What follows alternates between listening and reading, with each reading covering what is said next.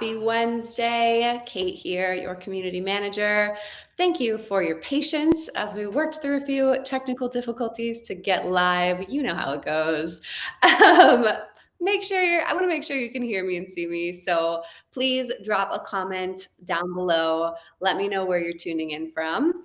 I always love to see we have people from all over the country. I will pin this to the top of the community so that y'all can find us. And then Rochelle, the angel that she is going to drop the link in the event invite so that everyone knows where we are. So, all right, I'm not seeing any comments yet, but it looks like it's working. So someone please leave me a comment. Let me know you can see me. Oh, I see Robert. Great. Kira, amazing.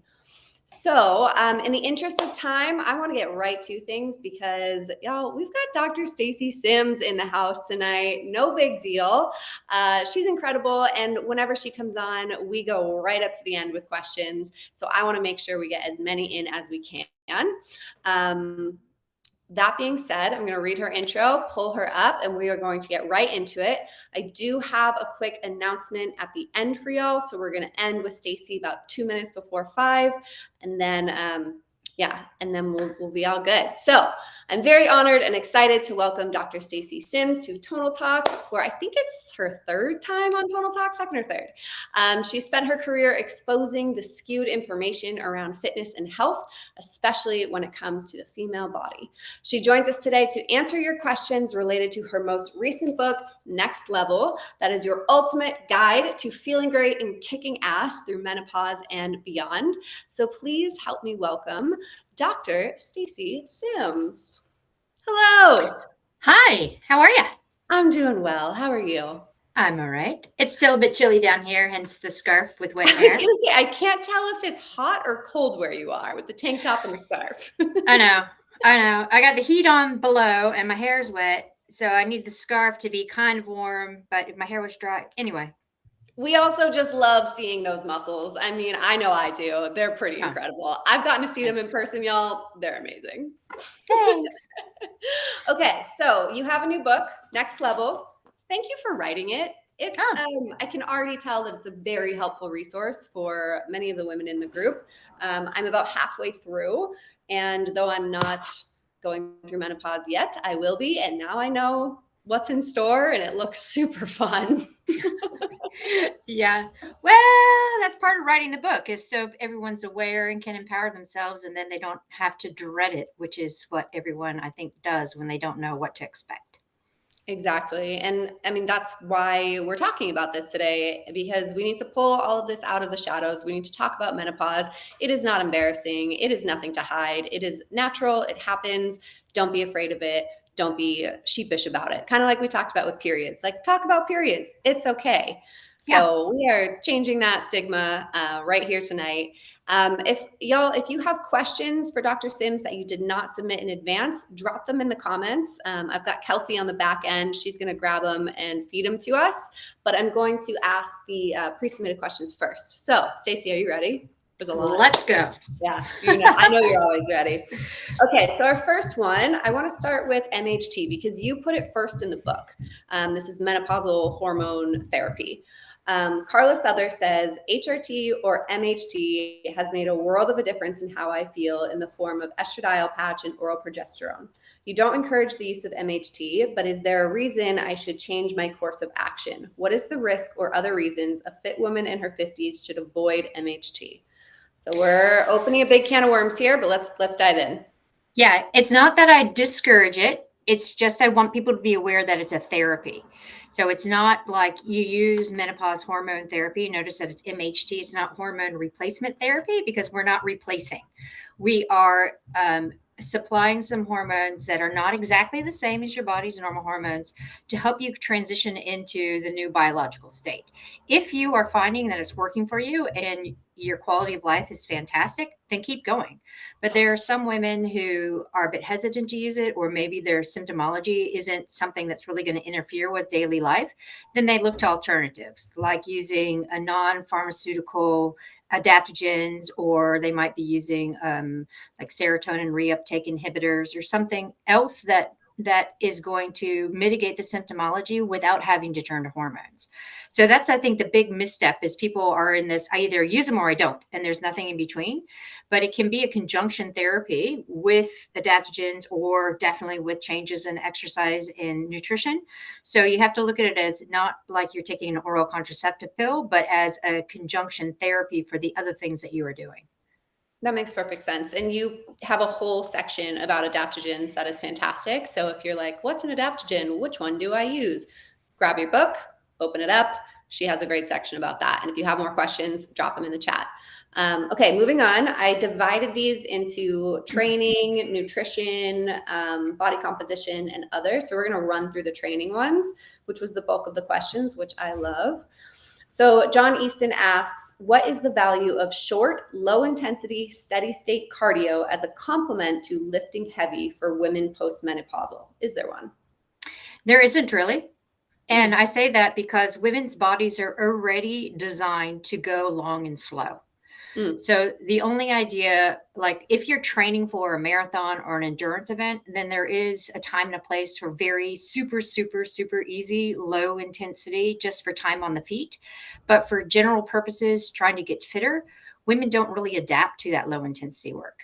So it's better not to do it and use that time for mobilization, for stability work, instead of just, oh, I have a half an hour, I'm going to do really low intensity cardio, because it doesn't do anything really. This is why I love having you on. You just take everything we know and you flip it over on its head every time. Should I say sorry about that? Or no, it's great. We love it. We need it. This is why your work is so important. So instead of taking 30 minutes to walk on the treadmill, take that time to do mobility, little yoga, maybe even mindfulness or meditation. Yes. What is the definition of short? I mean, under 30, under 60 minutes? Yeah, usually we say 45 or under. Okay. Skip it. Yeah. Do something else. Use your time more wisely, which we'll get to. Yeah. Okay, this is a question about the alternative that you recommend, which is SIT. What does that stand for? Sprint interval training. I love it. That was a new one for me. I had never heard that before. For SIT, what is a good format? I've been doing 3 rounds of 7 sets, 20 seconds on, 10 seconds of rest with 3-minute breaks in between rounds. So a little background for anyone who hasn't gotten to that point in the book. What's SIT? Why is it important? And what are the best formats? And this is from Heather Moore-Skeller. So we hear a lot about high intensity interval training, or HIIT, and SIT is part of that. So we look at how that fits in. High intensity interval training, the intervals are 1 minute, maybe a minute 30, with a minute to 2 minutes in between. When we're talking about sprint interval training, we're not talking about the Tabata 20 seconds on, 20 seconds off. We're talking about as hard as you can go for 30 seconds or less, with at least twice that amount of recovery, because the goal for sprint interval training is to go as hard as possible, fully recover from a central nervous system point of view, to be able to go as hard as possible again. Because if we do something like 30 seconds on, 30 seconds off, you can really only do maybe 3 or 4 really quality high intensity sprint intervals, and then you start falling off the pace and you fall into a more moderate intensity, and that's not where we're going to get adaptations. So if we're looking at a workout that's true sprint interval training, we have maybe a 5-minute warm-up where you're mobilizing or going through lower intensity range of motion stuff. And then you set it up. You're like, okay, I have 20 seconds full gas. It's supra maximal intensity. So you're hitting that 9 or 10 on a rating of perceived exertion. And it's 20 seconds. And then you have 2 minutes complete recovery. So you're dropping it to, really, really, really light. So your heart rate's coming down, you're regenerating, and then the next 20 seconds, boom, you go. And you might only be able to do 4 really good ones at the start, and you work your way up to 8. And the whole workout shouldn't be any more than 15 minutes. And that's with a warm up and a cool down. We love that. Time efficient. Very time efficient. I think what people get hung up on, and this is just my guess, is that, that 2 minutes, I don't need 2 minutes. I feel recovered. I'm good. But as you mentioned, that's your central nervous system that needs that time. So you might feel like you could go full throttle again, but actually your central nervous system needs another minute or so. So exactly. Yeah. Yes. You'll see a lot of Okay. people will be like 1 minute down. They're like, yeah, my heart rate's down. I can go again. And then they get to like the fourth rep and they're completely off the pace. It's like, Yeah. nope, you need those You need 2 minutes. Take it. Yeah. Yeah. And speaking of heart rate, should people be in that zone 4, zone 5 range during the hard interval? It's really hard for your heart rate to catch up to such a short, sharp interval. Mhm. So we really try to go on perceived exertion. So trying to Okay. hit that 9 or 10. If you have the ability to look at power and load, then you know what your set super maximal power or load is. So you can work on those kind of objective numbers, but there's too much of a lag time for the heart rate to catch up, to be there, and then to make calls to the heart rate. That makes sense. And so you say sprint interval training, and sprinting is one way that you could do that, but it doesn't necessarily have to be running, sprinting to do sprint interval training, correct? Correct. In my head, I'm thinking about cycling or rowing, or if you're looking at doing resistance training, then you're just doing fast explosive movement for 20 seconds and then full recovery. So Mhm. there's lots of things to do. When we talk about sprint, it's about the fast explosive speed and movement. So that's what the sprint part is about. Perfect. Okay, moving on. Let us know if you have any follow-up questions, Heather. Okay, this is also about sit training, but this is from Tracy Dingman. What is the best way to incorporate heavy lifting and sit training for marathon training? Yeah, so when we're looking at marathon training in peri and postmenopause, we don't have to look at the volume. Like I said, women who have a history and also are in peri and postmenopause, bodies are really, really well designed for going along and slow. So we don't have to think about the volume. So we look during the week and we have 3 to 4 really good quality sessions. So you might do your heavy lifting and you're looking at posterior chain. So maybe you're working just on deadlifts with some auxiliary work. And then right after that, you get on the treadmill and you do a couple of sprints. So you do a little sprint interval training. So you're taking the fatigue from the heavy lifting into your running form. So that's going to help you on the back half of your marathon. And when people are like, oh, but it's not the volume, it's not the 30 to 60 minutes they need for running, it's so much more effective to work the load from heavy lifting to get strong, get the neuromuscular changes, and then put it into the running form. Because when we're looking at marathon and needing to be strong and resilient, if we don't have that strength and the resiliency in our running form, then we really start to see the back half of the marathon become a slog. And injuries, I'm sure. Yes. Yeah. Okay. So this is a question that comes up all the time: strength before running or running before strength when you're training? It depends on what your focus is. If your focus is building pure strength, it's always strength first. Okay. If you're looking for metabolic influences and trying to change body composition, you do the hard anaerobic stuff first, and then you can build on the strength. Okay. Okay, Tracy, I hope that was helpful. Let us know.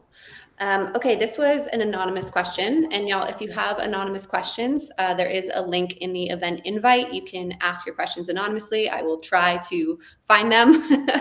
But the question is about triathlon training and running training. So this person is looking for more specific info about how to balance triathlon training with things like tempo runs, bike hill climbs, etc. Not sure how to do all this or fit it in. So we look at it from what we call an undulating periodization model, because a lot of people think more of that linear, where you have to have big base miles and then you get into a little bit of speed and specificity, and then you get into like top end intensity. But when we're looking at how do we fit it all in, we do it in 2 week blocks. So we have a 2 week block focus where it might just be focusing on the run. You're ticking over the bike and the swim, but your focus is the run. So this is where you're doing the heavy lifting and some sit stuff, and on the weekend you're doing a tempo run. And so for 2 weeks, that's your block of focus. And then you have a week of deload where it's super, super low intensity. You're absorbing all the heavy training. And there's a big truck going by. Sorry. We can't hear it. You're good. And then you get into your next 2 week block. And then that next 2 week block might just be the focus on cycling and cycling economy. And then running just kind of ticks over with swimming.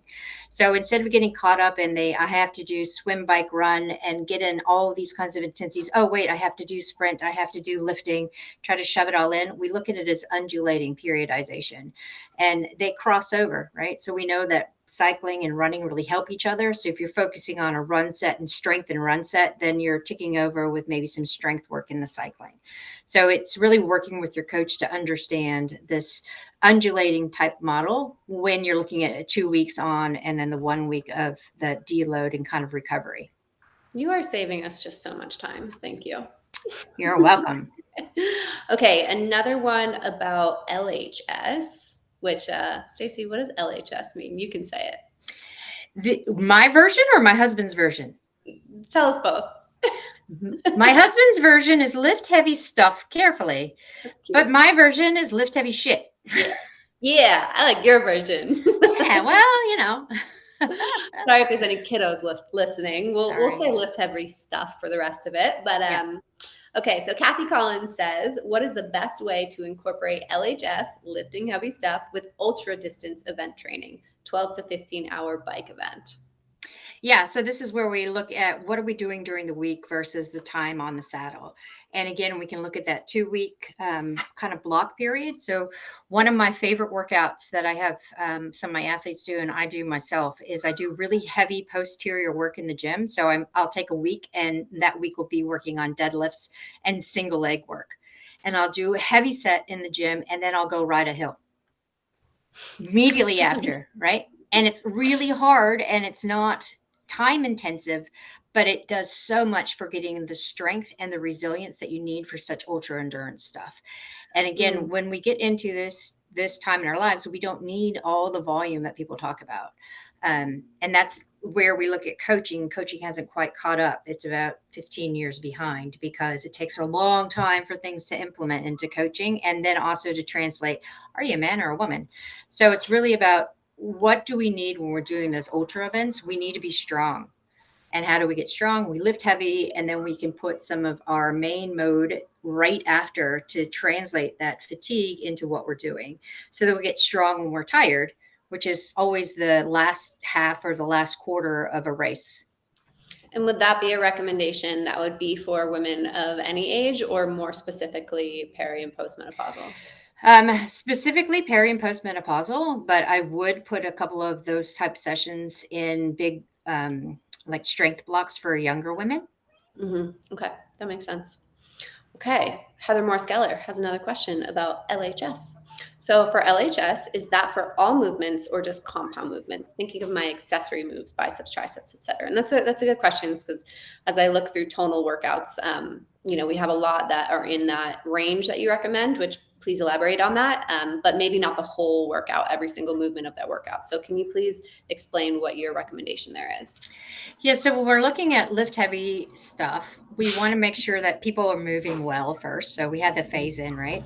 Which is what Tonal's great at because, it really looks at where your weaknesses are and tells you where and how to increase your weight and stuff. So compound movement's fantastic. And we're looking at that 3 to 5 rep range. So you're going 3 to 5 sets, 3 to 5 reps, and you want to have 3 to 5 minutes recovery in between. Then when we look at accessories like bicep, triceps, I'm not really sold on still having to isolate that because if you're doing compound movements, then you don't have to isolate biceps and triceps unless you're doing like physique building. Because you think about a deadlift, you have to lock your lats down and you're pulling up. So everything is engaged. Same with bench press, same with push press. All of your upper body is engaged. So if you're trying to do accessory movements, it's like, is it pulling it back to fatigue? Even if you were to do 5 sets of 5 for triceps, you're kind of in that power range and it's heavy. And if you've done compound movements first, you're going to burn out before you get to it. So the idea of stopping or finishing your workout with 3 sets of 10 of something is kind of an auxiliary that isn't necessarily that beneficial unless you feel like you have to for a physique competition or something like that. Again, y'all, she's just saving us so much time. Because we're all busy. Yeah, we are, especially women. So anyways, Ann Kunitz-Kingman says, I'm not training for anything except life at the moment. I'm currently in the following recommendations for, am I correct in the following recommendations for workouts? So 3 days of LHS, 3 days sit or hit, 20 to 30 minutes. She says, not really sure the difference. And I hope that we answered what the difference is, but let me know if you want us to go back over that. And 3 days of plyo. and mobility on rest days. So does this look good? She does the occasional running, but less than 45 minutes and pretty slowly, or taking a walk, but it's not baked into the week. Should it be? Well, we answered that one. But what are your thoughts on that training plan? So I'm looking down because I have that question on my screen that's over here, so I can Yeah, all good. see it. Thank you. Yeah. Yeah, so we've talked about the sit and hit difference, and that looks great. Like I train for life too, but some of the things you can do is you can warm up your long or your heavy stuff with plyo work. You can do sets of Mm. box jumps to warm up so everything's ready to go. So you don't have to separate it out so much. You can, like I said, you can follow up a LHS with a sit, or you can just do them solo. So just make it work in your week, but it's definitely like the kinds of things that you're trying to hit. Definitely looks good. So, and keep crushing it. Anne's been crushing Yes. it for a long time in here. Nice. Okay, John Easton asks about lists, which again, I think we talked about, but let's just go through it. What is the value of short sessions, 20 to 30 minutes of low intensity steady state cardio as a fat loss component to lifting heavy for women post menopause? And how might lists fit in with sprint interval training, sit training, and HIIT cardio? Don't hit So it. no reason to do the low intensity. It does not encourage fat loss, because when we're looking at what's happening with low intensity training, we're not getting adaptive responses. We're not getting a boost of growth hormone. It's not a hard enough stress to tell the body, hey, we need to build muscle and lose fat. Again, it's more of let's get into that low intensity, and a lot of people do it too hard, so they end up producing too much cortisol, even if it's 20 or Mhm. 30 minutes. So they already have a higher baseline of cortisol when they hit perimenopause, which continues through into postmenopause. So if you're doing that low intensity work, you're just promoting that. So we don't want to do that. When we're looking at why are we doing sprint interval training, or why are we doing high intensity, like true high intensity work, is because the follow through after that is we get this big boost of growth hormone and anti-inflammatory, anti-oxidative signals. So it feeds forward into boosting fat loss, improving muscle synthesis. And when we're looking at lifting heavy as well, it's improving our central nervous system's responses to heavy loads, which estrogen used to do. So all the stuff that's in the book with high intensity work, lifting heavy, plyo, it's all with the eye of having an adaptive stress response that supports the body the way the hormones used to. So there, if you are, like I said, again, if you're training for a marathon or you're training for a long ultra event, there is a time and a place for ultra embarrassingly slow, low intensity work. But there isn't really room for that 20 to 30 minutes really low intensity. Now, what if you mentioned that it can actually increase cortisol, but what if someone says, Stacy, that's actually how I relieve stress after a really, busy day at work. I go take my dogs for a walk. Is that okay? Yeah, that's more incidental, right? So it's soul food, it's incidental. You're not planning that to be your training. You're like, it's my separation between work and home. So Yeah, yeah, that's fine. asking for a friend. Right here. Um, okay, let's move on. Okay, this is an anonymous one. And I think we also kind of covered this, but much in your book is geared towards women who do endurance sports. What are your workout recommendations for people who don't, who are just training for life? I guess we kind of touched on it, but what distinct differences do you have? Well, I train for life. Like I come from a long endurance background, but when we're looking at what are we doing to stay fit and keep adapting, we don't have to, it's a little bit easier in the fact that you don't have to actually plan it around the long stuff that people are so tied to. So we're looking at, 2 to 3 days of lifting heavy, 2, 3 days of sprint interval training, throwing in some plyo work, and not forgetting soul food. Like you have a hike planned with friends on the weekend, you do it, right? So you're really making sure that you're hitting that quality work for all the health benefits that it gives you. And then you're not forgetting the social aspect of doing stuff with your friends. And that's And life you, training. I love that. And you have some training plans in towards the end of the book. Is that correct? Yeah, You've got on there absolutely. yet, Yep. but I Yep. know you, and I know you added them. Yes. Yes. Cool. Okay, this is a really interesting question that we haven't talked about. This is anonymous. I have heard that sits prior to lifting, so that sprint interval training prior to lifting, only within a 2 to 3 hour window, could ignite protein synthesis even more during your lifting session. Is there any research to back this up? Does it need to be really close, or can it be far apart? It can be far apart, definitely. But when I look at this question, I was like, oh, well, this would be something for someone who, again, is looking for physique building or like some kind of competition and trying to maximize our post exercise hormonal responses. So when you do proper sprint interval training, you get this growth hormone boost. You also have a testosterone boost, and that can feed forward into muscle protein synthesis, especially if you're following up with that 35 to 40 gram bout of protein right after exercise. And then if you have a lifting session, if you pull it into that window of acute recovery where you still have this boost of growth hormone and testosterone, then you won't come all the way back down to baseline, because that resistance training will also encourage another boost of growth hormone afterwards. So it's taking advantage of those windows and manipulating training to really hone in on those hormonal responses. But if you're pressed for time, you don't have to wait to do your combinations, right? Just do them together and you'll get that massive response of growth hormone and testosterone boost post exercise. And then you're dosing with protein at every meal, and making sure you get it afterwards to keep that muscle protein synthesis going. And we're not fasting. No, we are Last not time. fasting.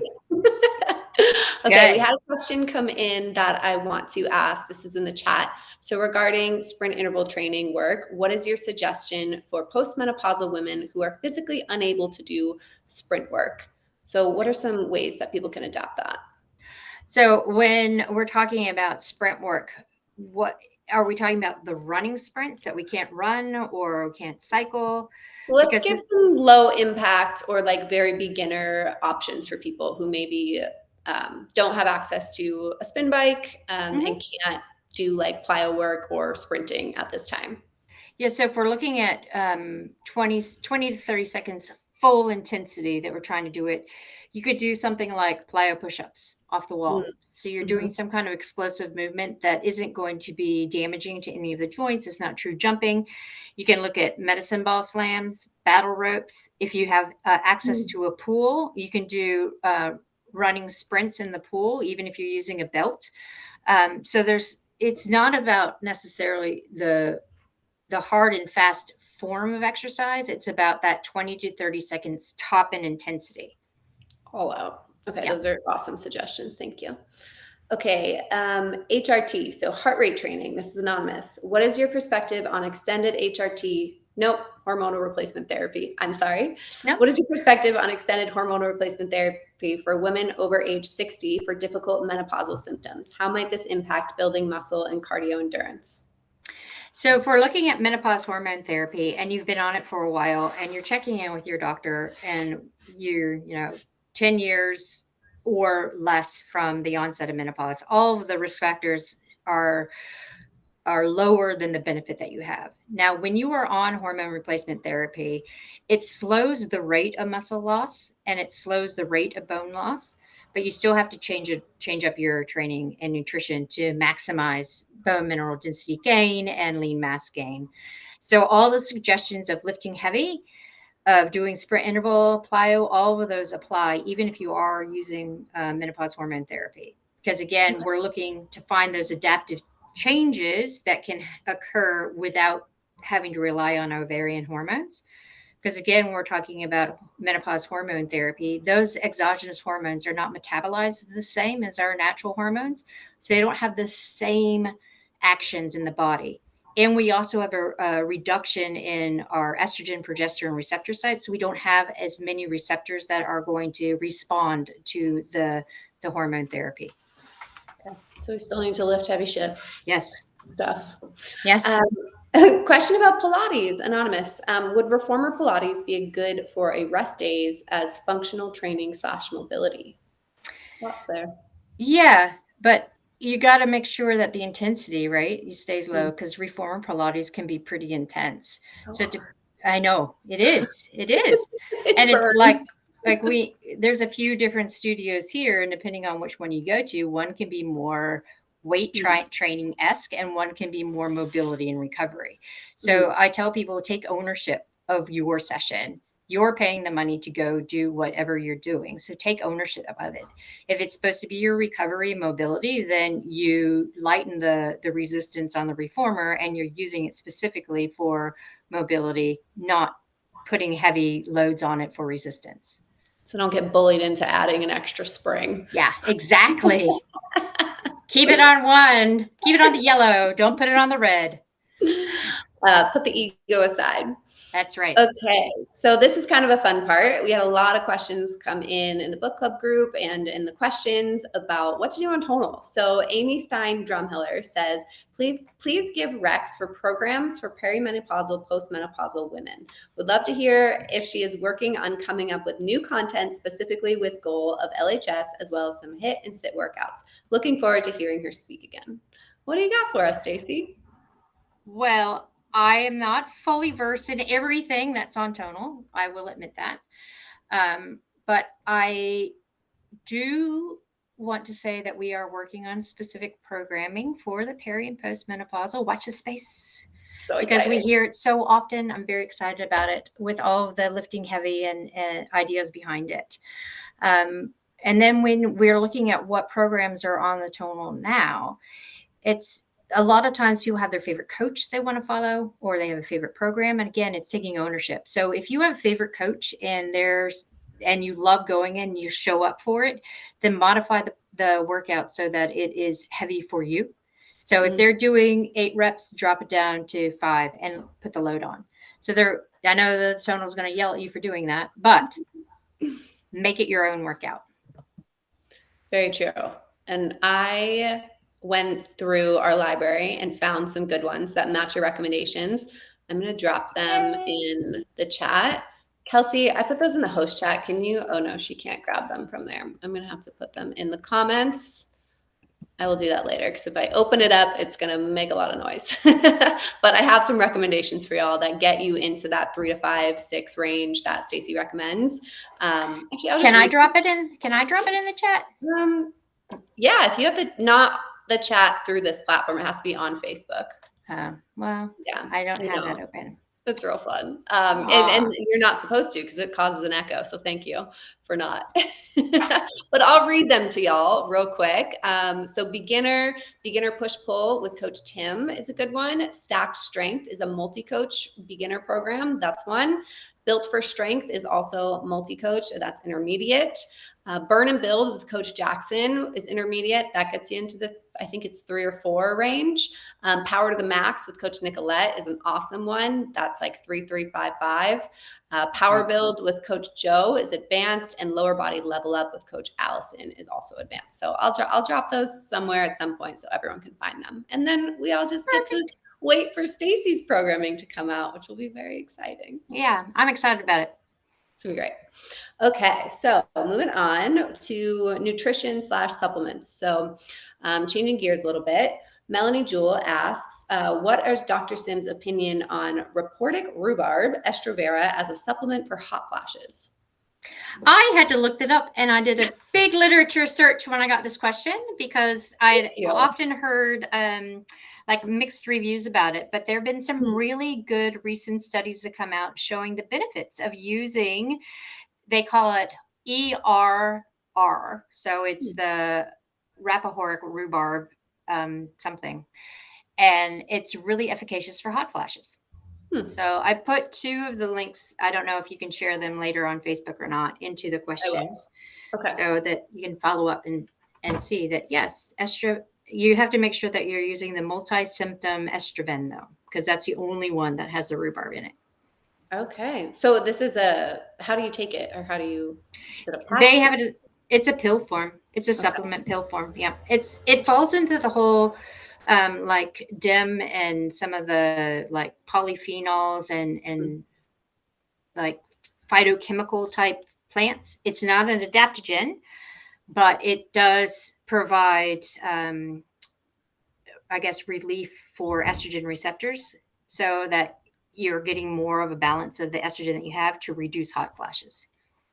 Amazing. Anything that works. Oh, this fly. Okay. Anonymous question about nutrition. So fueling help, please. Age 20 woman training for a half marathon, recovering from an eating disorder, and now struggling to consume enough calories for training. Yes, I get this quite a bit from athletes. And the way that we start out is making sure that you're fueling for and recovering from whatever session you're doing.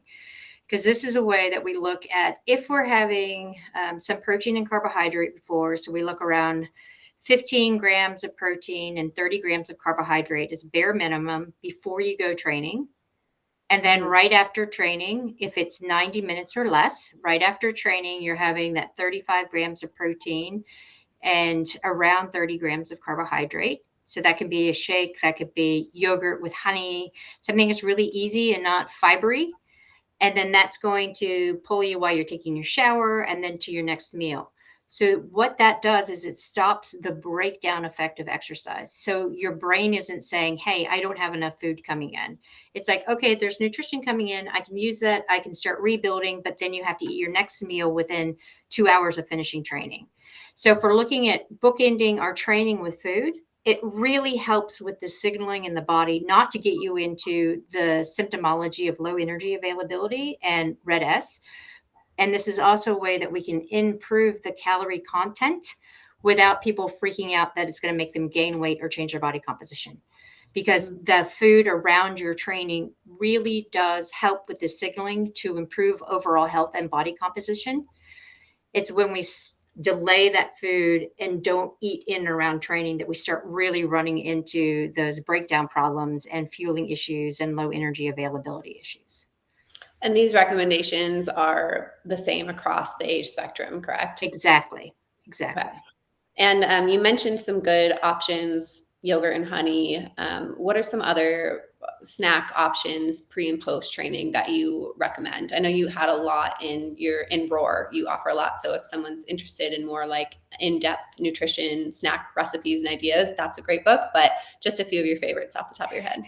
Yeah. So one of the things that I love to do when I'm back in the States is grab a bag of Trek Mix from Trader Joe's. So you have like all your different cranberries and dried blueberries and cashews and maybe some chocolate chips, throw them in a food processor, blend it up, take it like little bite-sized rolls. And then they come little bite-sized energies of carbohydrate and protein. So that's really easy. My business partner, friend, Hannah Grant, who's a professional chef, and we've done lots of stuff on the Tour de France. She just released her what she called the cake book, and it's all the little snack things that we all ever made for the professional athletes. So that's something else to check out. Cool. The cake book? Yeah. Yep. Wow. Yeah. I need a professional chef friend. I know. It's kind of fun, but it's really intimidating if they come to your house as a guest and you have to cook dinner. You're like, oh, my oven's broken. We'll be ordering. Oh, maybe we'll just have soup.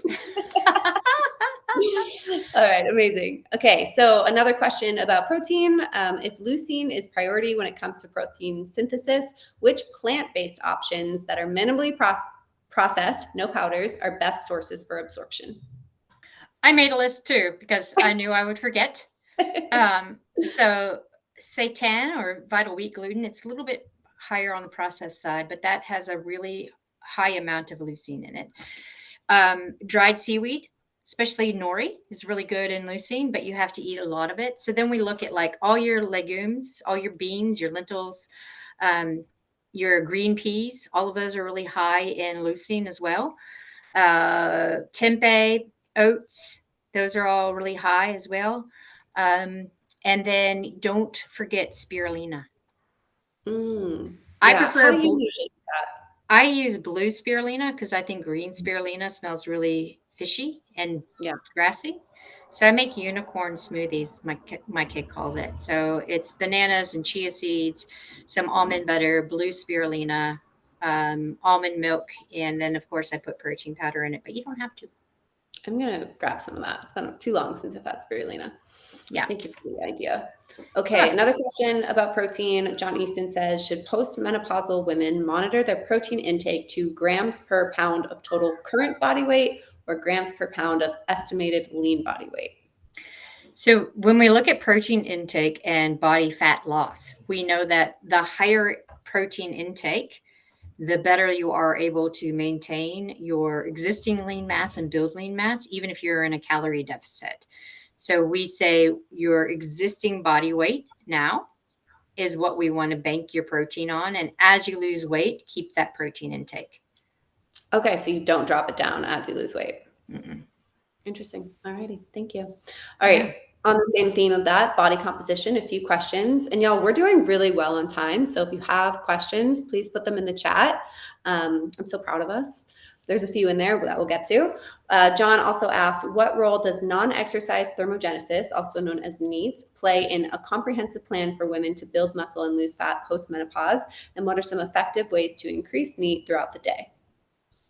So it's very minimal on body composition. We're talking about, just your incidental movement. So if we are looking at increasing our calorie expenditure, not through planned exercise, because we know as we get older, just by the nature of getting older, our metabolism kind of goes down. It's things like standing up when you're having meetings or going for a walk around your house every hour, just ways of just increasing movement in total.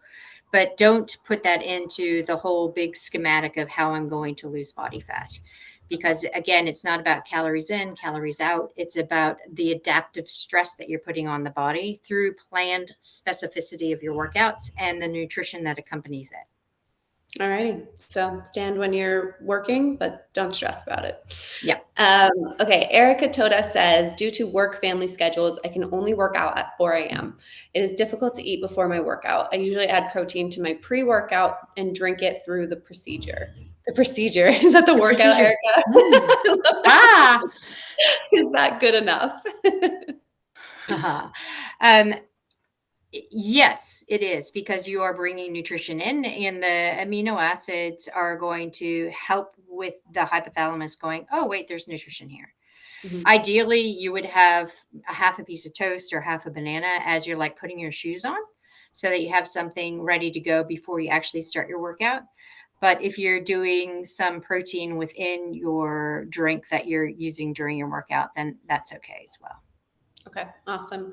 And Kira Wisman says, does that mean you must fuel with protein and carbs for an early morning workout? Yes. Yep. Yep. We want something in the tank before we begin. Exactly. There's a question that I missed from Christine Mayers-Richter, who says, can you explain how you would split up the LHS session, so lift heavy shit sessions, upper, lower, or full body? How long should the workouts take? So again, it's shorter the better. So we look at 20 to at the most 40 minutes in the gym. And I tend to try to look at what are we weakest in, and most of the time women are really weak in posterior chain. So we go a combination. Why is that? Because we're quad dominant and our center of gravity always pulls us forward. So we tend to rely less on our glutes and our hamstrings. It's just, is that like from wearing heels or no, from it's just our Q angle. Okay. That's why we end up with more ACL injuries and tend to lean forward more. And it's just the nature of the XX variant of being human. So we look at doing posterior chain work. And so it could be deadlift squat focus. And then because you're doing deadlifts and squats, you can also, build lats and things just by the way you're doing compound movements.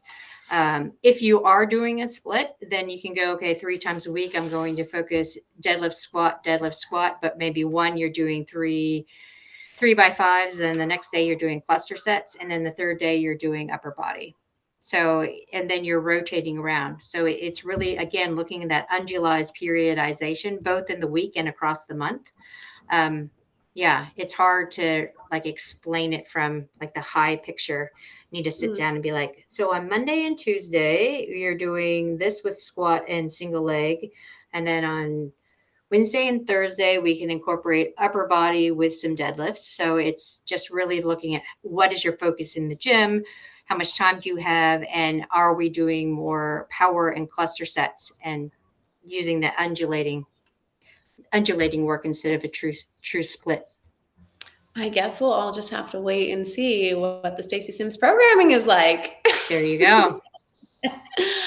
Okay, so Elise Bacolis says, prior to reading your book, I was losing muscle mass and couldn't figure out why when I never had issues before turning 50, of course, until I read your book.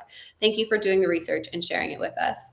I would be going crazy trying to figure out what happened. Although I have been training per your suggestions of LHS and sit for past 2 months, I haven't noticed any changes and I feel like I am still losing muscle. Do I continue training this way for a longer period of time before I see results, or is there something else you would suggest? Thank you. We also want to look at what other kind of cardio work you're doing. Are Mm. you doing a lot of walking and stuff during the day? Does your job require you to do a lot of movement?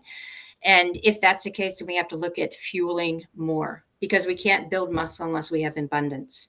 So a lot of Mhm. women will be like, okay, I'm doing a lot of heavy lifting, I'm doing sprint interval training, and I'm not seeing any change because they're not eating enough. Or they have a job that requires them to be on their feet and end up using a lot of incidental calories. So they're not fueling enough. So it's taking a close eye at what kinds of extra activities you are doing.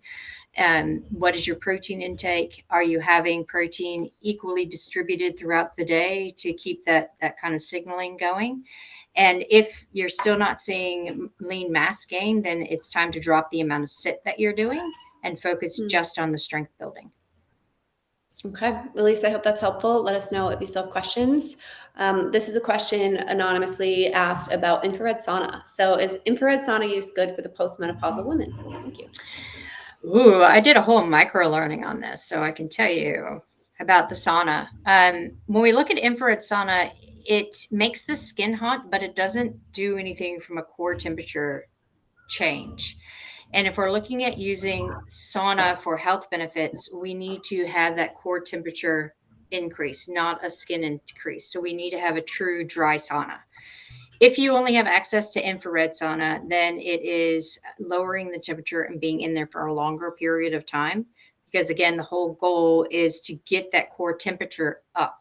Because when your core temperature comes up and you're perturbing the deep intestines and the heart and everything, you're going to get those heat shock protein responses, and that's what we want.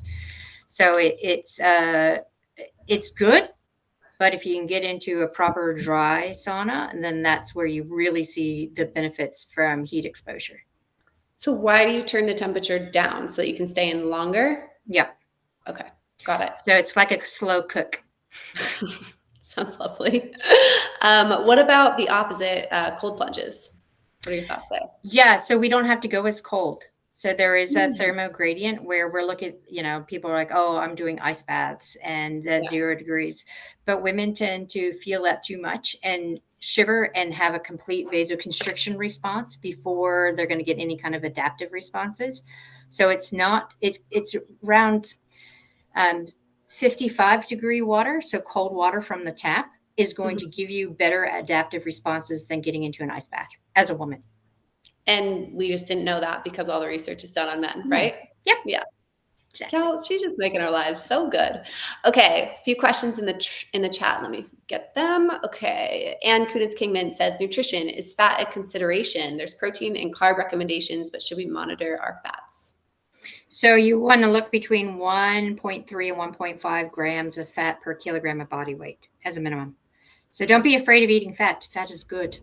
Yeah, we like fat. John asked, what is minimum LHS duration to realize adaptation? I think you said 20 to 40 minutes. Yep. Yeah. Yep. Uh, And it's working to fatigue. So that's the thing. It's like you're in there and you're doing your 3 to 5s and you're actually making sure that you are working to full fatigue. which I have to say, when it was the TSI summit and we were all staying at that hotel, your workout was the talk of the town. Oh no. Everyone was like, "Oh my god, I saw Stacy in the gym this morning. She was beast mode." They were like, all the guys were like, "She was doing this and that and the other thing, makes smoking everyone in the gym." So, do it to fatigue. Listen to Stacy; she knows what she's Oh, talking thanks. about. Okay, Erica Sutton says, any chance we can get an ETA on the Stacy Sims programming drops? And I think someone else asked this too. I can't give out timelines because they get me in so much trouble. Things shift.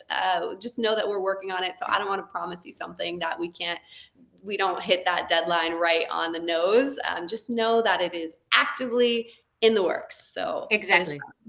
patience, my friends. Okay. Dana Elizabeth Ackridge says, what protein snack would you recommend for during the workday? So not necessarily before or after a workout, but just some protein-filled snacks. Oh gosh, so many different ones. You can go. I mean, like the easy one is nuts and fruit, right? Because you're getting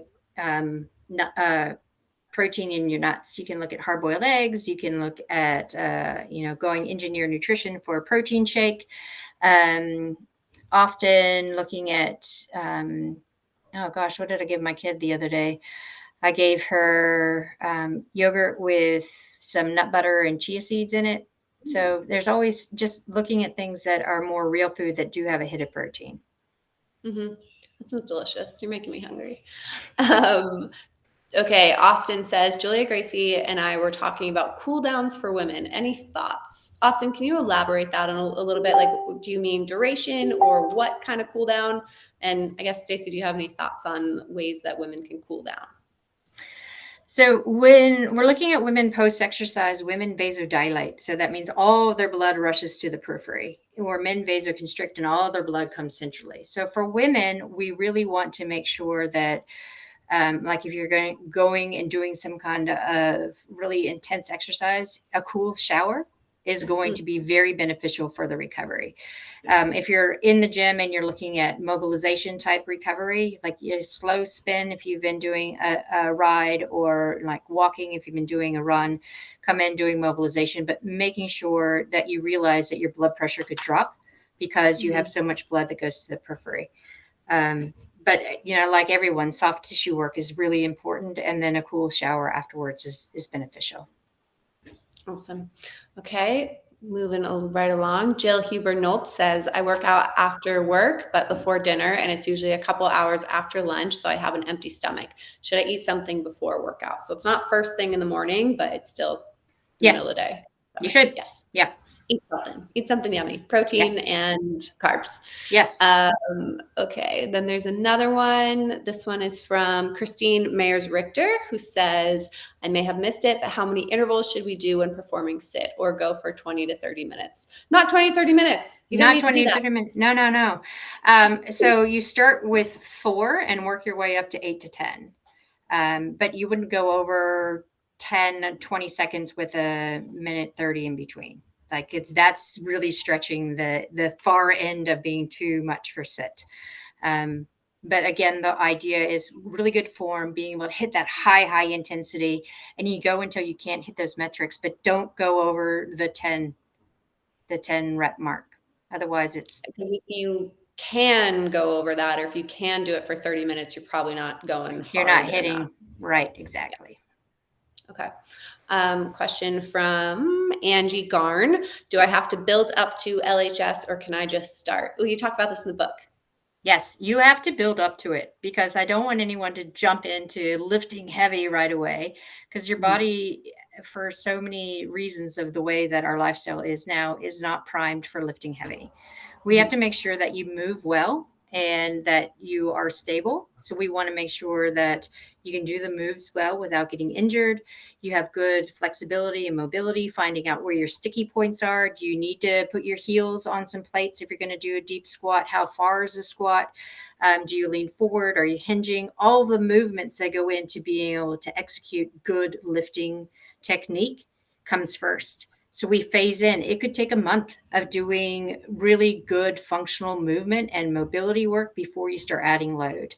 So look at it as the eye to the rest of your life, not as here's this block of training.